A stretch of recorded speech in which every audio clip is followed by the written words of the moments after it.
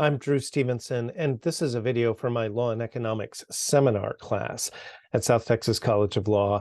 And this is the first in a series about criminal law and how we apply some of the ideas from economics to that. And this particular video is about the common law tradition and the economic logic that we see there. Now, for my students, there's going to be a few different aspects of criminal law to which we apply the insights of economics. And this is just an introduction that's kind of a big picture look at the common law in our history, and that there were some inherent economic insights or intuitions in that system, or at least that's the view among law and economics scholars.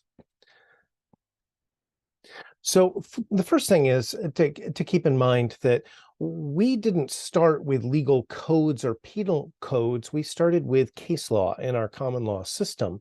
And in that system, torts, the idea of liability and restitution for causing injuries and property damage emerged first, and then criminal law sort of grew out of that. And there were a few problems that the tort system or civil liability couldn't address very well that were the reason that criminal law really became a standalone area. And the first is the problem of judgment-proof defendants who are undeterred by potential liability. So if you think about it, if you have nothing to lose, if you are essentially possessionless, or in other words, judgment-proof, it doesn't matter if somebody sues you for $1 trillion for the injury that you did, or the harm that you caused. You can't pay. You're not going to be able to pay it.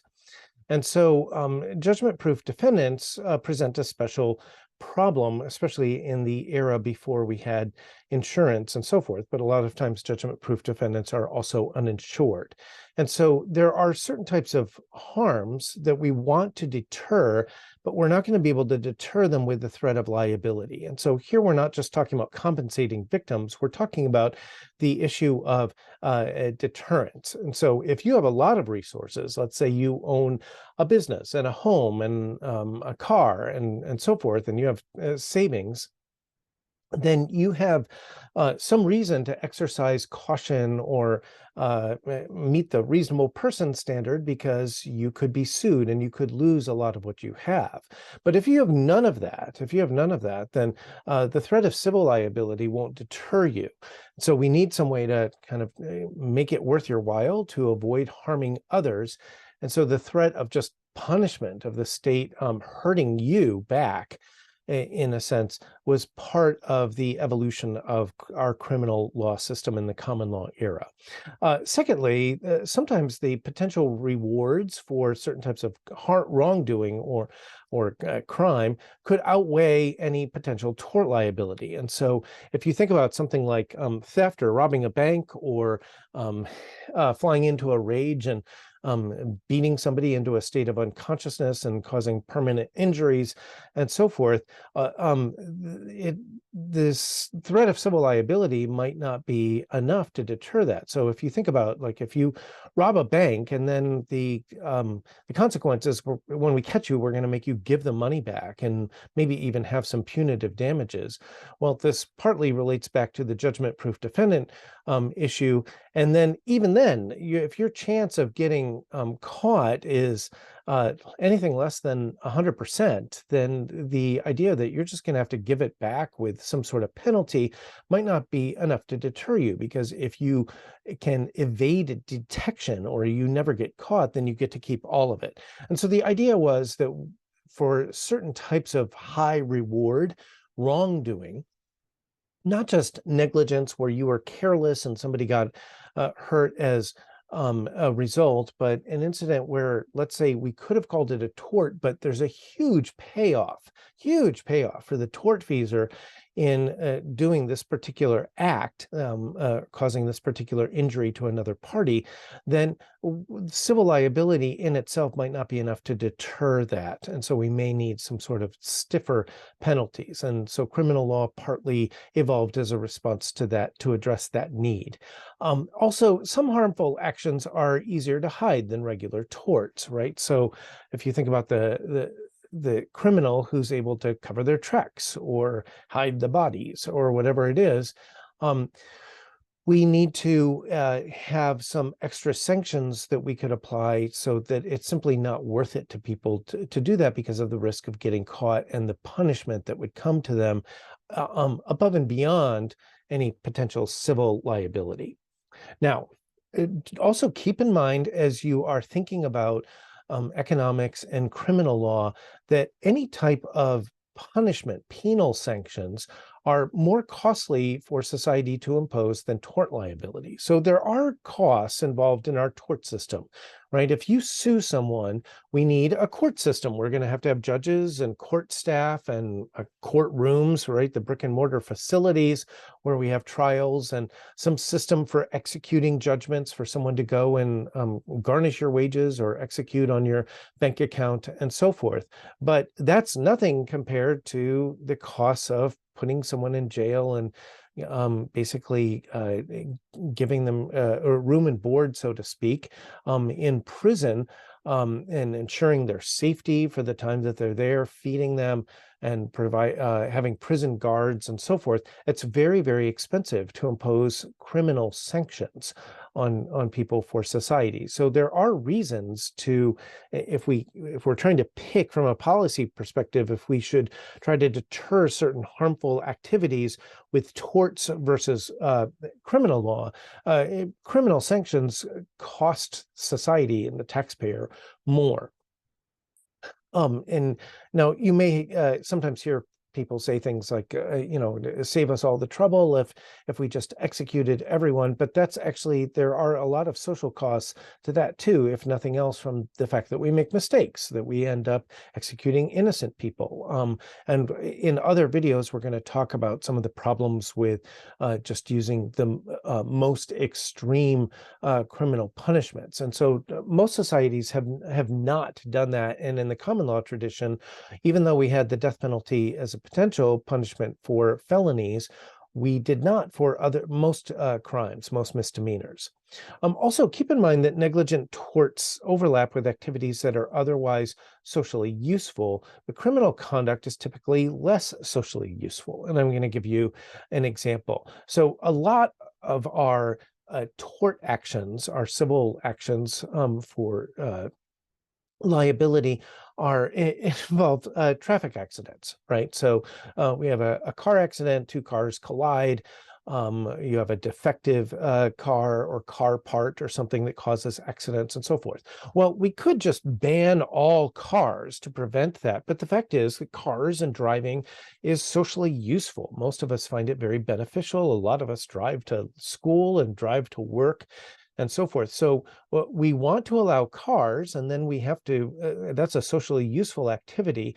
We don't want to punish people just for the fact that they were driving. Now, we will do that for driving while you're intoxicated. There's no socially useful value to that. Now, let's talk about criminal activity, right? Like robbing people or acts of violence, or in societies where we've criminalized certain types of narcotics use and contraband and so forth, where we really don't think that this is socially useful. Here's another example: counterfeiting.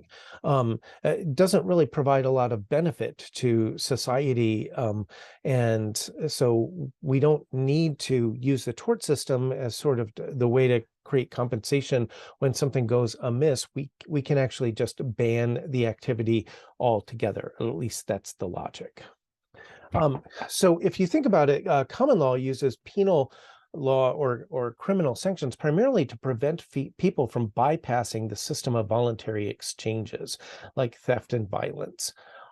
You have probably also heard at some point in your years of schooling that the idea that from sociology or political science that government is basically the monopoly on violence. And why we talk about that when we talk about law and economics is that if you don't have government sanctions or the threat of punishment, To the extent that that's missing, you get a lot more revenge and retaliation and these blood feuds that go on for generation after generation, like the Hatfields and the McCoys. I know that sometimes in our modern society, you will hear people talk about how, well, the police aren't going to get there in time to help you, and so you can't rely on them. You need to turn to self-help.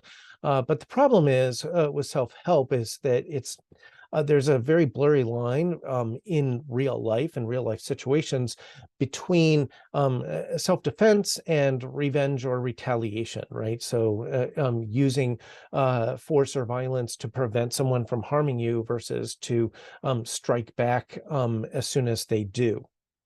And so then we end up with this ever escalating cycle of violence, of revenge killings and revenge hits and retaliation and so forth. Also keep in mind that from some of this on a very abstract level, violence is something that there is some benefit in theory for the person who perpetrates acts of violence, right? Let's say they enjoy it a lot. They enjoy hurting people or harming people. And there are people that are like that, who have a cruel streak and who get some sort of thrill or endorphin rush or pleasure out of either seeing other people suffer or giving vent to their anger and their rage and so forth. But whatever the benefits to the person who's violent, it's far outweighed by the cost to the victims of their violence. So all societies have had some system or some rules where they punish people for acts of interpersonal violence. There's differences, of course, about what counts as a crime, what's a chargeable offense, and how serious the punishments will be. But all societies have some legal rules that basically punish people for inflicting violence on innocent victims. Okay, now let's go back to this point about self-defense and self-protection. And so you think about the person who feels invincible because they've turned their house into a fortress and they have their own arsenal of firearms and weapons, and they feel like they can take out anybody who hurts them. Well, the problem, there's a few problems with this. First, when as a society, we pool our resources to have law enforcement patrols and forensics after crimes occurs and so forth, you can get a lot of economies of scale. It's actually, there's a deadweight loss or socially inefficient for everyone to basically be on their own, to have to invest in making their home an impenetrable fortress and being armed everywhere they go and so forth. And so let's say you're armed when you're out in public and you come home and someone has burglarized your home. Well, it's kind of nice if after the fact you can call the police and you have a crime lab and so forth, and they can come and figure out who stole your stuff, maybe, right? But if everybody has to do that on their own, that's a deadweight loss to society, right? It's going to cost a lot more in the aggregate than if we pool our resources and do it as a collective action. Again, I understand that there are people who get some sort of feeling of empowerment and validation from this mindset of that they're on their own and they're taking it into their own hands to protect themselves and make themselves invincible. But as a society, if everyone does that, it costs a lot more than if we can pool our resources. A simple example would be if you think about a neighborhood or a condominium association having private security, right? Or your law school having some security guards and so forth, that's basically pooled resources to try to make it safe instead of having every student bring their own security guard or personal security to law school with them. And then we also have the problem that when everybody's on their own, you get vigilantism and a lot of revenge killings and then retaliations to punish the people who did the revenge killings, and it kind of never stops. And so there's a lot of spillover effects of privatized violence that basically cause societies that rely on this, that have a lot of sort of self-help, clearly quickly go into a death spiral, right, of anarchy. And so a lot of societies have realized this, and that's why they have consolidated all of the use of violence as a form of punishment in the government. And that concludes our little lecture about the common law and the economic logic in the evolution of our criminal law rules.